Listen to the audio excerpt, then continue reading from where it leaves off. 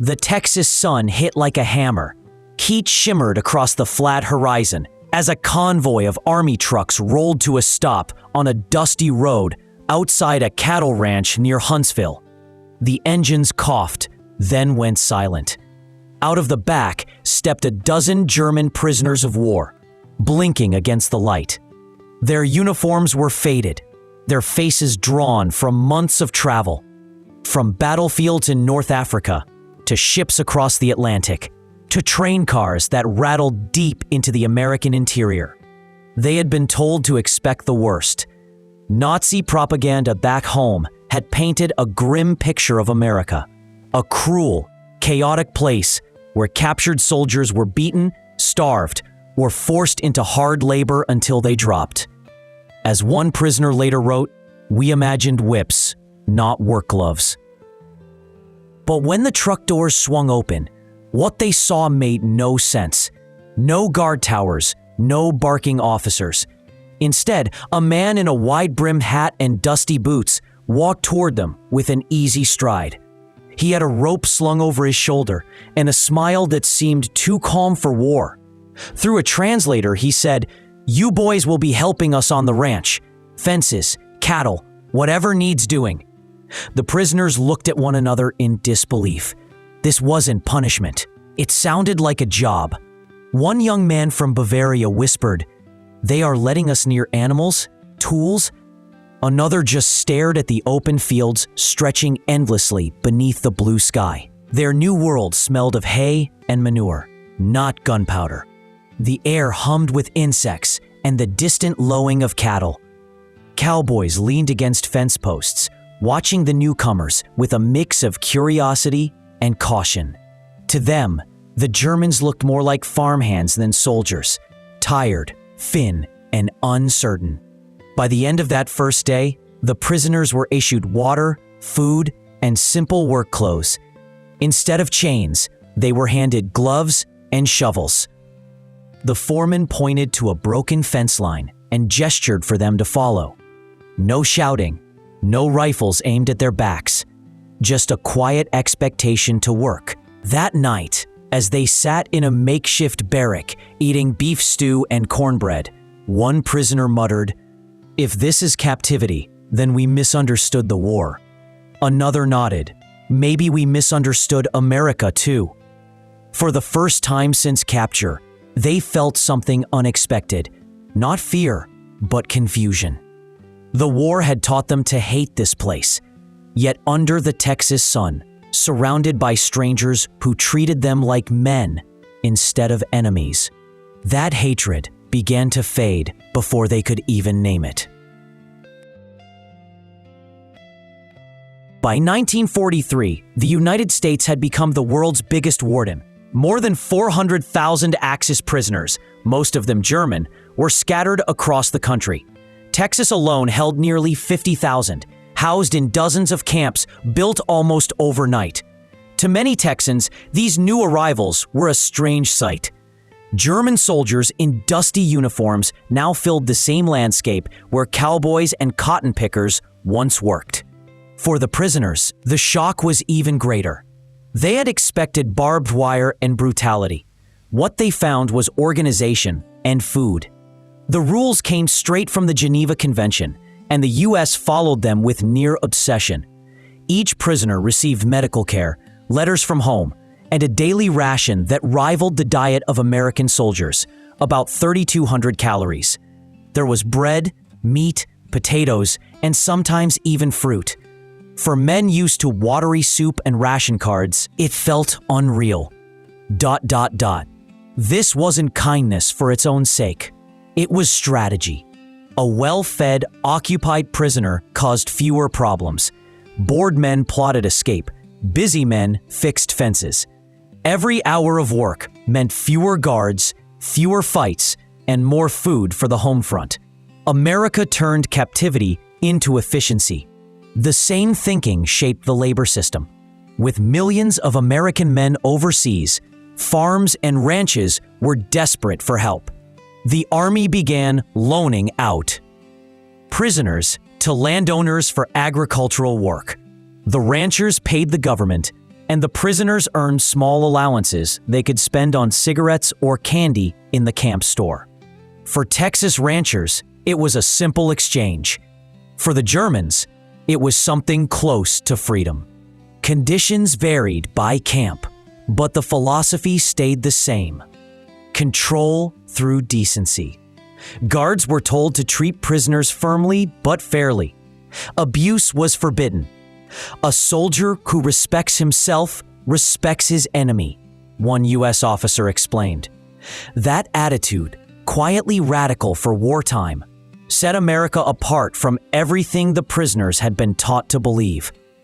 Letters home were censored, but hints of disbelief slipped through. "We are treated better than at home," one man wrote. "We eat meat every day. The guards say please and thank you." To families still digging through rubble and rationing bread, those words sounded like fantasy. Yet in Texas, it was simply practical. Feed your workers and they'll work. Treat them with order and they'll obey. What the Germans couldn't see yet was the deeper truth. This quiet confidence, this belief that power didn't need cruelty, was America's most effective weapon of all. The first morning on the ranch began before sunrise. The air was cool, but the promise of heat already shimmered at the horizon. A cowboy named Earl Callahan, tall, sunburned, and unhurried, pointed to a stack of fence posts and said, "Start there." His tone was easy, not commanding, but the message was clear. Work mattered more than words. The German prisoners hesitated at first. They had been soldiers, not ranch hands. Their instinct was to wait for orders. To stand in neat lines, to salute. Earl laughed softly. "You don't have to stand at attention here, fellas. Just grab a hammer." That moment marked the beginning of a strange education. Texas ranching had its own rhythm. Fast, rough, and practical. Broken fences meant lost cattle. Delays cost money. Out here, discipline wasn't enforced by threat or rank, but by results. A cowboy's authority came from experience, not from stripes on his sleeve. At first, the work was exhausting. The sun baked their backs. The tools were heavy. The language barrier turned every instruction into pantomime. One prisoner swung a hammer so hard, the post cracked in two. Another accidentally startled a cow and was nearly trampled. The cowboys laughed, but not cruelly. They simply showed the right way to do it, then moved on. By the end of the week, something had changed. The Germans had stopped waiting for orders. They were moving with the flow of the work, fixing fences, hauling hay, driving cattle. Sweat replaced suspicion. The cowboys, in turn, began to see the prisoners less as enemies and more as willing hands who learned fast. One afternoon, a cattle drive tested everything they'd learned. Hundreds of longhorns had to be herded into pens before a storm rolled in. Dust filled the air. The cattle kicked and bellowed. The prisoners stumbled through the chaos, trying to keep up with the mounted cowboys who whistled and shouted commands they barely understood. But by the end of the day, the herd was safe. Everyone, cowboy and prisoner alike, was covered in dust and sweat, grinning with exhaustion. That night, the ranch hands lit a campfire. Someone pulled out a harmonica. The Americans sang country songs. The Germans, shy at first, joined with their own. Then one cowboy started humming Lili Marleen, a tune every German soldier knew. Within moments, the prisoners' voices rose softly into the night. Two languages, one melody. For a few minutes, the war seemed to vanish. There were no uniforms, no propaganda, no hate.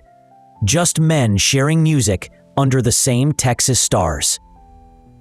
From that point on, the work felt different. The Germans began to understand that the cowboys lived by a simple rule: respect the land, respect the job, respect each other. The cowboys didn't preach freedom, they lived it. They took orders from no officer, saluted no one, and yet everything around them functioned with quiet precision. It was a lesson no lecture could teach. The prisoners had grown up in a world where obedience was strength. Here, they learned that confidence could be calm, that power didn't have to shout. By the end of summer, even the locals had started calling them the German Cowboys. It was half a joke, half a badge of honor. For the men who once fought under the swastika, it meant something more. It meant they were no longer defined by the war, but by the work. And in the heart of Texas, that was enough. By the end of that first year, the Germans had stopped counting the days. Work and weather had become their calendar. The camp still had fences, but on the ranches, the boundaries were invisible, and that was the strangest part of all. The prisoners could have run. The nearest town was miles away, the land open and endless. But where would they go? Across the dry plains, a man on foot wouldn't last long. Water was scarce, the distances too wide. And besides, no one wanted to run. For the first time in years, they were fed, trusted, and treated like human beings. The guards noticed it too. They stopped marching the men to the trucks at gunpoint. Instead, they leaned on the gates, talking about baseball or the weather, while the Germans loaded tools and feed sacks on their own. Discipline didn't vanish, it changed shape. The Americans' authority came not from fear, but from calm certainty that no one had a reason to rebel. That trust grew quietly, day by day. Ranchers began lending tools, even horses, to their German workers. Some prisoners were allowed to repair barns or milk cows without supervision. A few learned to drive pickup trucks between fields. It was freedom with an asterisk, one prisoner later recalled. We could see the road, we just didn't need to take it. At night, after long hours in the heat, the ranch hands and the Germans often gathered outside, sharing coffee or cigarettes. Conversations were slow and awkward at first, half gestures, half laughter. Then there were the small moments that chipped away at the wall between them. A cowboy slipped an extra biscuit to a homesick prisoner. A German fixed a saddle with improvised stitching that earned a nod of respect. One Sunday, the rancher's wife invited the men to listen to the radio from the porch. Country music, twanging and bright. The prisoners sat on the steps, grinning like kids. The locals noticed too. Farmers from nearby towns drove by just to stare. Those the Germans, one would ask? They look like regular fellas. In a way they were. Sunburned, calloused, laughing at jokes that barely translated. One afternoon, a sudden storm rolled in from the west.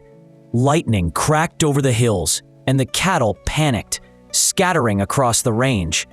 Without waiting for orders, the prisoners ran for the horses. Together with the cowboys, they rode into the downpour, shouting, waving, doing everything they could to corral the herd. It took hours of mud, rain, and pure grit, but by nightfall, every animal was back behind the fence. When it was over, everyone stood dripping by the barn.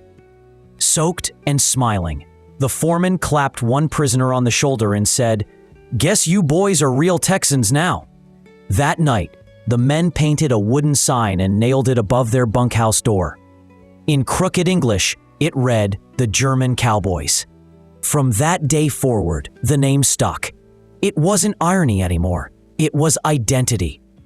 Somewhere between fences and freedom, captivity and trust, the Germans had learned the rhythm of Texas life. And the Texans had learned something too, that strength didn't always come from guns or guards, but from the quiet decision to believe in decency, even in wartime. Spring of 1945 came quietly to the Texas plains. The air smelled of rain and wild grass, and the war felt far away. Until one morning, a ranch truck pulled up with a newspaper on the seat. The headline was short and final: Germany surrenders. Frank Callahan, the foreman, took off his hat when he told the men. "It's over," he said simply. No one cheered.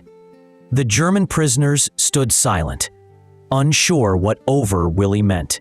For years, every moment of their lives had revolved around the war.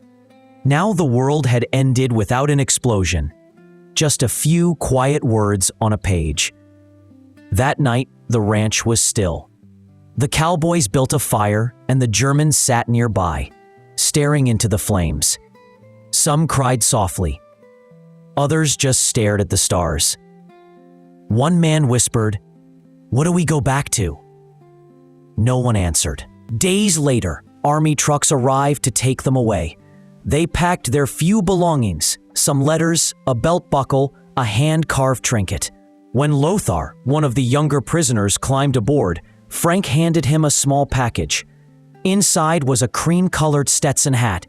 "So you don't forget Texas," the rancher said. Lothar smiled through tears. "I won't." The road home was long. Ships crossed the Atlantic slowly, carrying men who were free, but not yet sure what that meant. When they finally reached Germany, the shock was overwhelming. Cities were gone, flattened, silent. Families were missing. Food was scarce. The men who had eaten steak and cornbread in Texas now stood in bread lines beside their mothers and sisters. One former prisoner wrote, "I left America a captive and returned to Germany a beggar." But many also carried something unexpected, a sense of calm, a belief that another way of life was possible. They had seen it with their own eyes. Ordinary people working hard, respecting each other, laughing even in hard times. Some went back to farming, using American methods they had learned: crop rotation, efficient irrigation, better tools. Others became translators or mechanics for the Allied occupation. A few even returned to the United States years later as immigrants, starting new lives in the same state where they had once been held. For them, Texas wasn't just a place, it was a lesson. They had arrived believing that power came from fear. They left understanding that real power came from confidence, fairness, and trust. Decades later, historians would call it one of the quietest victories of World War II, a moral one. Without speeches or propaganda, America had shown its enemies the strength of its everyday life. And in small towns across Texas, old photos still hang in ranch houses. Sunburned men in cowboy hats, standing beside young Germans, all smiling, the war a shadow behind them. If you believe stories like this remind us what humanity can do, even in dark times, don't forget to like, subscribe, and share. Because sometimes history's greatest lessons aren't about battles won, but about the people who chose decency instead of hate.